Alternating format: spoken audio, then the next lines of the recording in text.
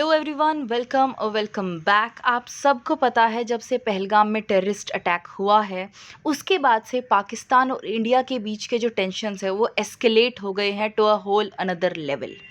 इसी के बाद अब डिफेंस मिनिस्टर हैं जो पाकिस्तान के, उनका एक और स्टेटमेंट आता है कि we will strike structures on Indus river. इन्होंने बोला कि अगर इंडिया ने कोई भी डैम, कोई भी रिजर्वायर बिल्ट करने की कोशिश करी इंडस रिवर पे हमारी तरफ पानी रोकने के लिए, यानी कि अगर पाकिस्तान में जो पानी जा रहा है इंडस रिवर का उसको रोकने के लिए इंडिया कोई भी तरीके का स्ट्रक्चर बिल्ट करने की कोशिश करता है इंडस रिवर पर, तो हम उस रिजर्वायर को, उस स्ट्रक्चर को जो बिल्ड करने लगेगा इंडिया, उसको स्ट्राइक करेंगे, उस पर अटैक करेंगे। और अगर आप ये वीडियो देखो ना सर्च करके, तो इस वीडियो में बार बार जर्नलिस्ट ने पूछा है इनसे, यानी कि जो पाक के मिनिस्टर हैं इनसे, कि क्या पाकिस्तान इनिशिएट भी कर सकता है हमला इंडिया पे।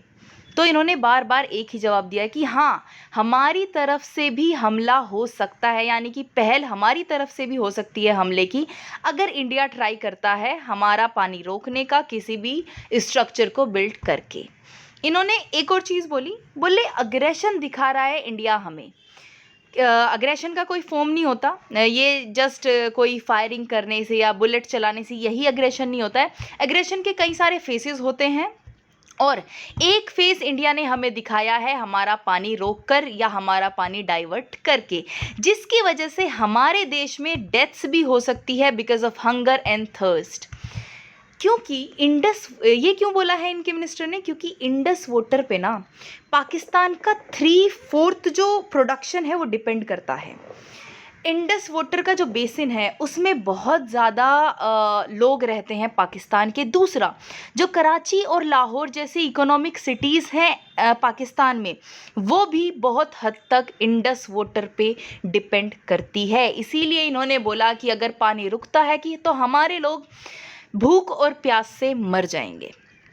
अब हम कुछ ऐसी चीज़ें देख लेते हैं जो इंडिया ने करी थी आफ्टर पहलगाम अटैक, मतलब पाकिस्तान के अगेंस्ट जो एक्शन लिए गए हैं इंडियन गवर्नमेंट की तरफ से, वो क्या क्या रहे हैं इस अटैक के बाद।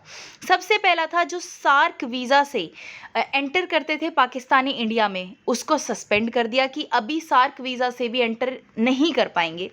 दूसरा क्या किया, इंडस वाटर ट्रीटी जो कि सालों से चली आ रही थी, 1960 में फॉर्म हुई थी, उसको भी इंडियन गवर्नमेंट ने सस्पेंड करने की बात कही है, सस्पेंड कर भी दिया है। फिर उन्होंने बोला कि अगर कोई भी पाकिस्तान में बना हुआ प्रोडक्ट डायरेक्टली या इनडायरेक्टली इंपोर्ट होता है इंडिया में, उसको भी बैन किया गया। अटारी वोगा बॉर्डर को भी क्लोज़ किया गया। फिर जो पाक के मिलिट्री एडवाइज़र्स रहते थे न्यू दिल्ली में, इनके हाई कमीशन में, उनको भी 1 वीक का नोटिस देकर उनको बाहर निकाला गया। फिर पाकिस्तानी जो यूट्यूब चैनल्स इंडिया में चल रहे थे, पाकिस्तानी सेलिब्रिटीज़ के जो अकाउंट्स थे इंडिया में काफ़ी पॉपुलर थे, उनको भी बैन कर दिया गया। आपने कई सारे जो पाकिस्तानी सेलिब्रिटीज़ हैं उनके इंस्टाग्राम अकाउंट को ब्लॉक होते हुए, बैन होते हुए इंडिया में देखा भी होगा। अभी सबसे मेन जो मैं आज बात करने वाली हूँ वो बात करने वाली हूँ इंडस वाटर ट्रीटी के ऊपर, क्योंकि इसी इश्यू पर इनके डिफेंस मिनिस्टर ने ये बोला है कि we can attack India, we can attack the reservoirs, the dams that India is trying to build on Indus river. ठीक है, अभी सबसे पहले हम बात करते हैं।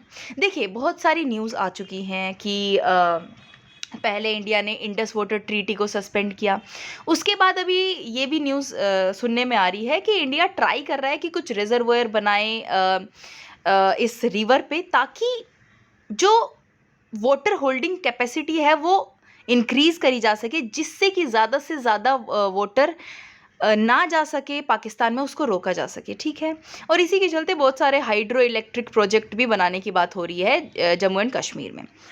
अगेन एक और न्यूज़ ऐसी मैंने पढ़ी थी कि बगलिहार डैम के बाद अब इंडिया किशन गंगा डैम को भी देखेगा कि उसमें कैसे वाटर फ्लो को हम रोक सकते हैं ताकि वो पाकिस्तान में ना जाए। ठीक है। अब सबसे पहले हम बात करेंगे, क्योंकि इंडस वाटर ट्रीटी की बार बार बात हो रही है तो मैं थोड़ा सा इसको एक्सप्लेन करना चाहूँगी।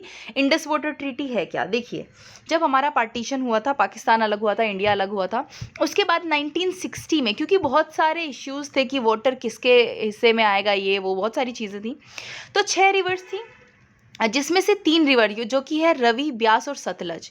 इनमें जो मेन होल्ड है वाटर पे, इनके वाटर पे, वो है इंडिया का। जबकि जो इंडस वाटर है और इंडस झेलम और चिनाब, इन पे मेन होल्ड है पाकिस्तान का। यानी कि 80% ऑफ जो वाटर है इंडस, झेलम और चिनाब का, वो पाकिस्तान को जाएगा और सिर्फ 20% इंडिया के पास रहेगा। अकॉर्डिंग टू द ट्रीटी ये साइन हुआ था।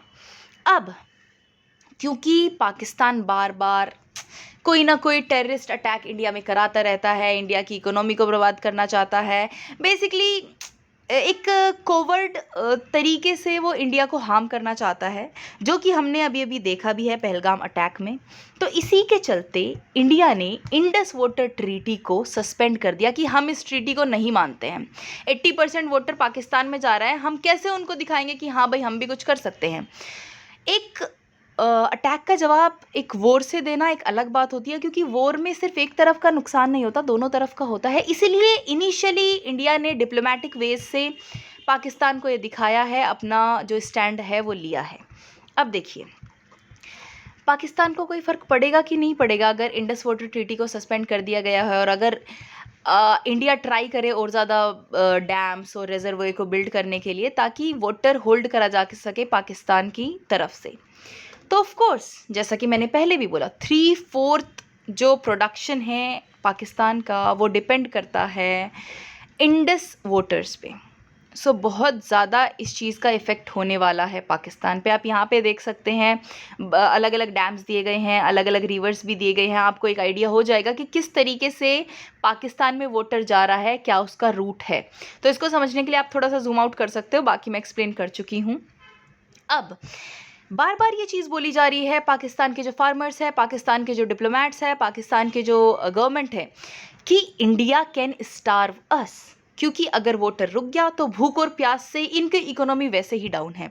ये वैसे ही अपनी कंट्री को सर्वाइव करने के लिए बेसिकली बेगर हैं एक तरीके से, और सर्वाइव करने के लिए लोन पे, डेट पे, इन्हीं चीज़ पे इनका कंट्री चल रहा है। तो अगर वाटर भी रुक गया तो कितना और भारी नुकसान होगा इनकी इकोनॉमी को, इनके लोगों को, वो आप सोच भी सकते हैं। अब क्वेश्चन यहाँ पे ये उठता है कि can India really cut off Pakistan Indian Indus river lifeline? तो देखिए, एक बात मैं आपको बता देती हूँ, पूरा पानी रोकने के लिए, ये मैंने पढ़ा था कि पूरा अगर इंडस वाटर रोकना है हमें पाकिस्तान में जाने से, तो करीब करीब 22 से 23 डैम, बड़े बड़े डैम बनाने पड़ेंगे। जो भाखरा नांगल डैम है इंडिया में, उस साइज़ के डैम्स बनाने पड़ेंगे 22 इंडिया को। सो ये अभी इतना पॉसिबल तो है नहीं, बट हाँ, एक बात मैं ज़रूर बोलना चाहूँगी कि अगर 20, 30, 40% भी वाटर हम होल्ड कर लेते हैं, रोक लेते हैं, कुछ और वाटर बिल्ड करके, जो ऑलरेडी बिल्ट हैं उनको यूज़ करके, तो भी पाकिस्तान को भारी नुकसान पहुंचेगा। और इसी चीज़ से पाकिस्तान के लोग, पाकिस्तान के मिनिस्टर्स बौखलाए हुए हैं। वो मतलब फुल तैयारी में हैं, क्योंकि उनको पता है कि इंडिया अपनी तरफ से रिटेलिएट करेगा, इस अटैक का बदला लेगा, जो कि हमने पहले भी लिया है। ठीक है। अब देखिए, इनके जो नॉट जस्ट डिफेंस मिनिस्टर, इनके जो एम्बेसडर हैं टू रशिया, पाकिस्तान के एम्बेसडर टू रशिया, उन्होंने अलग लेवल बात बोली है कि भाई इंडिया को हम न्यूक्लियर वेपन से भी डील करेंगे अगर उन्होंने हमें ठेस पहुंचाने की कोशिश करी। तो बेसिकली हमें न्यूक्लियर थ्रेट मिल रहा है पाकिस्तान की तरफ से। क्या बोला कि Pakistan will use the full spectrum of power, both conventional and nuclear, in response to any Indian military action or interference with its water supply। जो रशिया के एम्बेसडर हैं, जो एम्बेसडर है पाकिस्तान के टू रशिया, मोहम्मद खालिद जमाली, उन्होंने ये बोला है, यानी कि हम हर तरीके की पावर का यूज़ करेंगे, बी इट कन्वेंशनल वॉर में जो यूज़ होती हैं, या फिर बी इट न्यूक्लियर। अगर इंडियन मिलिट्री से कोई भी एक्शन आता है, और या फिर हमारी जो वाटर सप्लाई है उसमें कोई भी इंटरफेयर करती है इंडियन गवर्नमेंट। बहुत बड़ा स्टेटमेंट है। न्यूक्लियर वेपन ऐसा नहीं है कि सिर्फ पाकिस्तान के पास है, ठीक है, न्यूक्लियर वेपन कोई भी यूज़ कर सकता है। लेकिन मैं फिर भी ये अर्ज करना चाहूँगी इंडियन गवर्नमेंट को कि हमें कुछ जो मिसाइल डिफेंस सिस्टम होता है वो हमें कुछ खरीदना चाहिए या बिल्ड करना चाहिए, जिसकी चलते हम अपने जो इंफ्रास्ट्रक्चर है उसको सेव कर पाए, अपने लोगों को सेव कर पाए। बिकॉज़ अगेन पाकिस्तान एक बहुत ही कोवर्ट तरीके का कंट्री है जो कि टेररिज्म का सहारा लेता है, जो कि छिपकर हमला करने में विश्वास रखता है। तो यू नेवर नो, जैसा कि पहलगाम में अटैक हुआ है, यू नेवर नो कि बाकी अटैक भी वो प्लान कर सकता है या फिर टेररिस्ट ऑर्गेनाइजेशन को फंड कर सकता है कि भैया आप अटैक करवाओ इंडिया में, या फिर इंडिया के इंफ्रास्ट्रक्चर को, डैम्स को, चीज़ों को, ठीक है। हालांकि लॉस उधर भी होएगा, डैम पे अगर अटैक होता है लॉस इधर भी होएगा, लेकिन पाकिस्तान ऐसा करवा सकता है। इसीलिए इंडिया को एक मिसाइल डिफेंस सिस्टम बिल्ड कर लेना चाहिए जो कि हमारे डैम्स को, हमारे इंफ्रास्ट्रक्चर को सेफली सेफ गार्ड कर पाए, ठीक है। अब मैं ये क्यों बोल रही हूँ कि पाकिस्तान ऑलरेडी प्रिपेयर्ड है, ऑलरेडी बोल चुका है कि हाँ हाँ कोई भी अटैक आ जाए अभी हम प्रिपेयर हैं, क्योंकि देखो जिस दिन अटैक हुआ था ना पहलगाम का, उसी दिन जो पाकिस्तान के पीएम हैं शहबाज शरीफ, वो टर्की गए थे, वहाँ से अगेन भीख मांगी, बात करी कि इंडिया की तरफ से रिटेलिएशन हो सकता है, ये हो सकता है, वो हो सकता है। उसके बाद टर्की ने बहुत सारे तो वेपन्स भेजे हैं पाकिस्तान को। दूसरा, टर्किश जो वॉरशिप है वो